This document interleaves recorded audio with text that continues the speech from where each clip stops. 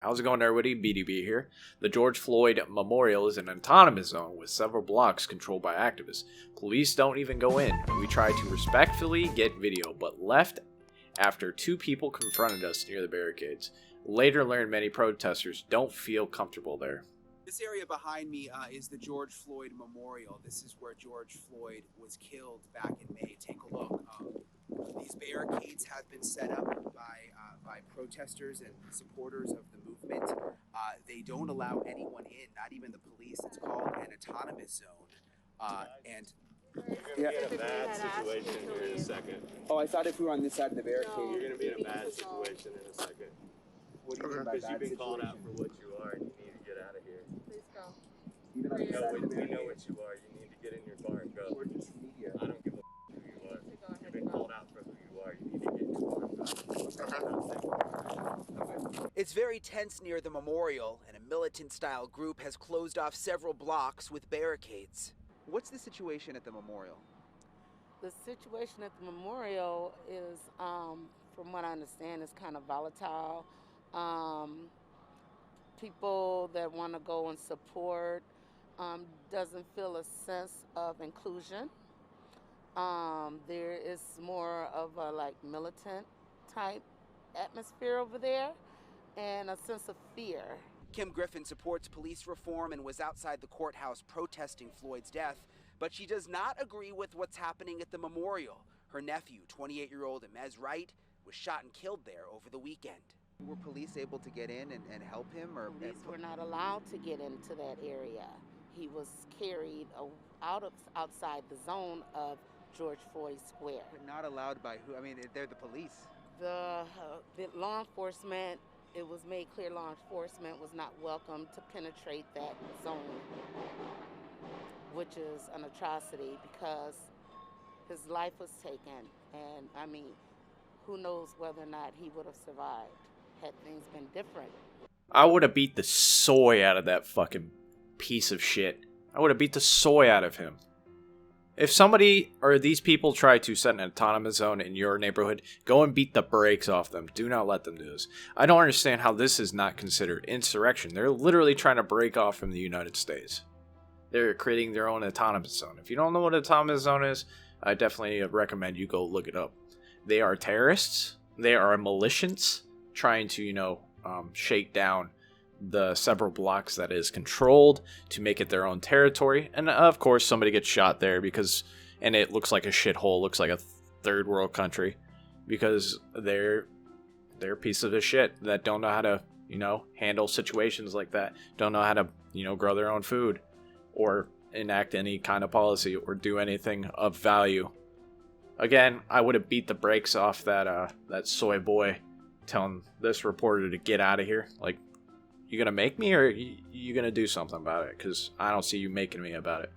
They're all talk. They usually are. And they refuse to have any debates because they're single-minded, single-brain-celled morons that, you have to use violence because they can't debate properly.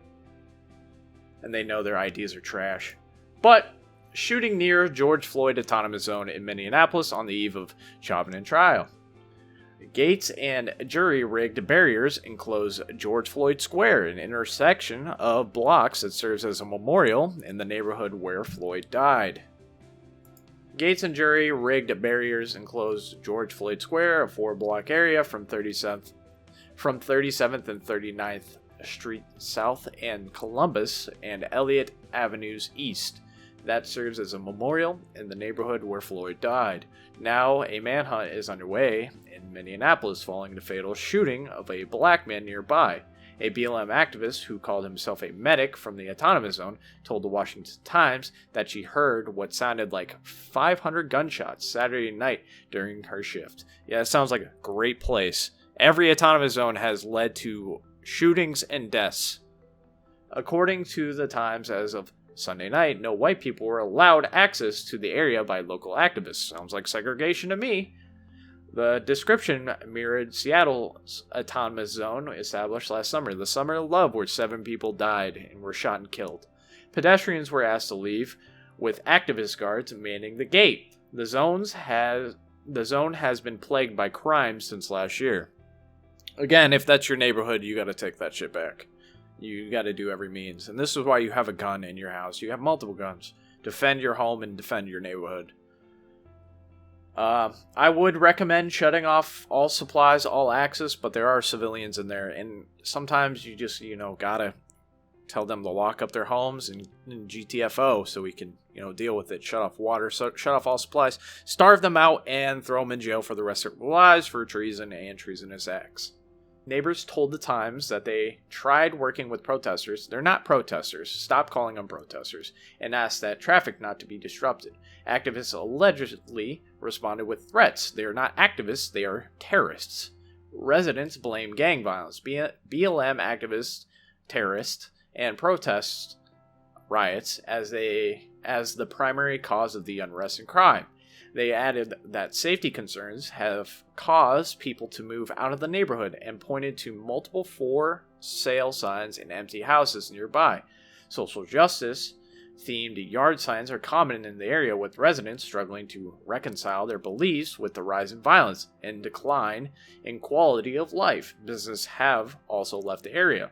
The shooting suspect allegedly had an argument with the victim, opened fire, and then fled the scene in a cream-colored Chevrolet Suburban, which may have suffered gunshot damage. Police spokesman John Elder said police were notified of Saturday's shooting at about 5:45 p.m. and were told the victim or victims have been brought out of the autonomous zone to the edge of the intersection.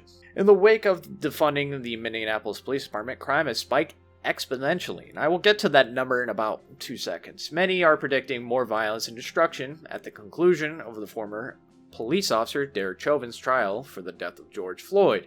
Residents told the Times that many of the violent activists come from out of state. Who could have guessed that? Many are probably from Portland and Seattle. The city has spent millions of dollars turning the courthouse and city hall into impregnable fortresses and hiring new police officers. Jury selection for Chauvin's trial was slated to begin Monday, but was delayed by appeals regarding the charges of the case.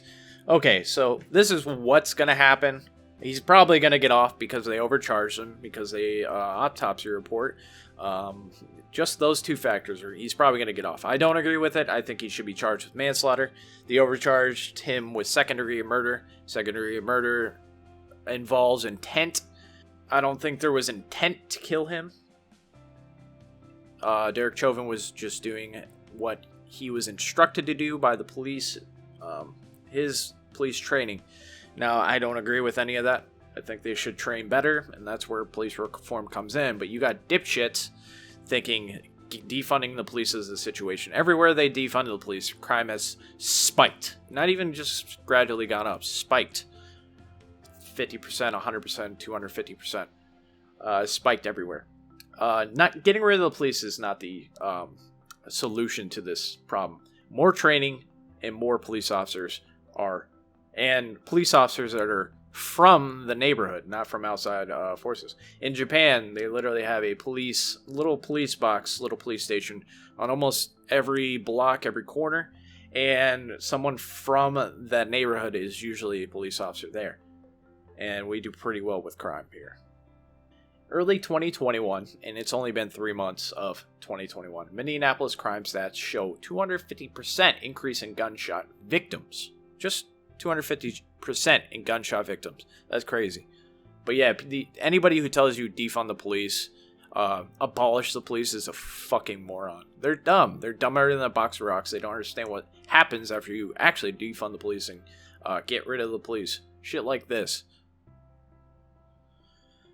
But, as I was saying, what's probably going to happen, Derek Chauvin's going to get off. There are going to be mass riots in literally almost every part of the United States in most major cities. So if you haven't got out of most major cities, I recommend you get out very soon, if not before the trial. Even if he gets charged with manslaughter, there's probably going to riot, just like they did last year. He got arrested. They all got arrested, and they still rioted. The only thing that really can happen is for them not to riot and I think it's still likely that they will riot, is he's charged with the death penalty, which would be absurd. would be absolutely absurd, and you would have 0 people want to be a police officer in Minneapolis alone. Because your police bosses, your overhead, threw you under the bus, didn't help you out, and you're essentially getting a death penalty for their mistaken training. Who wants to be a police officer that? If you want to be a police officer after that, you're, in my opinion, kind of dumb. Because I wouldn't want to work for a boss that could potentially sentence me to death because of my training that I was given. That'd be idiotic. But, again, anybody who tells you to defund the police or even suggests autonomous zones is a fucking idiot and probably should be locked in the loony bin. Or, if not, castrated so they cannot put their seed into the world. Yeah, that's going to be the video, guys. Let me know in the comment section below what you think, and I'll see you guys in the next video. Bye.